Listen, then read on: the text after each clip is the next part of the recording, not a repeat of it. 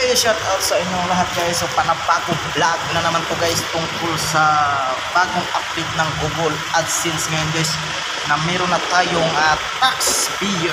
So ngayon tuturuan ko kayo guys kung paano mag-fill up ng taxpayer ng Singapore. Let's go! So ito guys, tuturuan ko kayo kung paano at saan natin makita ang tax Singapore sa ating Google AdSense. So punta tayo sa ating Google, search natin yung Google. So may Google AdSense na dito. So ayan, dito tayo sa Google AdSense. Tapos magsimula. So ayan, piliin lang natin yung in-account natin.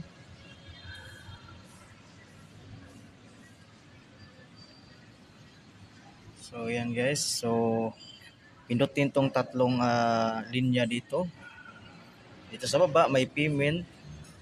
So sa payment info tayo.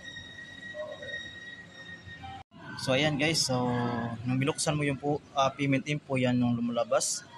So bali meron na tayong Singapore, Singapore tax. So pindutin natin yung add tax guys, Yan. So ayan guys, so ayan, nabasa nyo guys, yun na makita nyo may Singapore tax. So meron din akong tax dito sa United States. So sa baba, so medyo blurred siya guys. So ang gagawin natin, buksan natin tong add tax info. Yan, mag-sign tayo dyan. Tapos dito sa baba, yan, i-scroll up lang.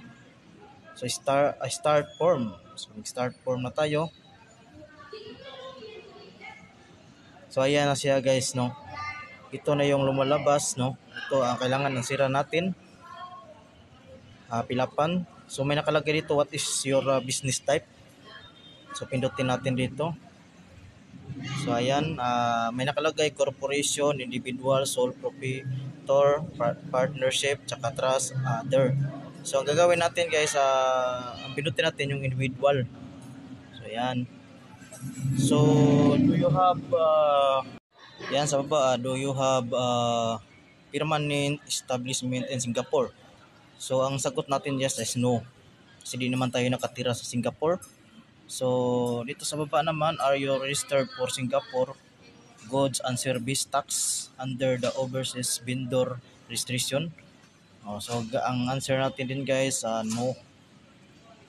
So yan, nakalagay unique stability option. So guys, so tax exemption. So yan, are you eligible for tax exemption? So puro no lang guys, So yung answer natin dyan, puro no lang. So are you eligible for other exemption or lower tax rate? So gagawin natin is no. Okay. So ayan guys, yung sagot ko is puro no.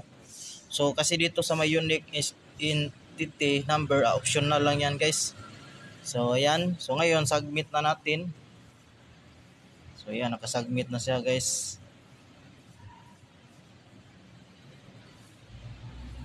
Ayan, so ayan, nakalagay accepted. So okay na siya guys. So ganun lang ang pag-sign natin sa ating bagong update sa Google tungkol sa Singapore tax guys. So puro no lang ang ating sagot. So ayan, accept na siya guys. So yung unit state ko yun approve din. So maraming salamat sa inyong panonood guys. So huwag nyo kalimutan mag-like, mag-comment at i-share na siya ang aking video guys at subscribe. So maraming salamat.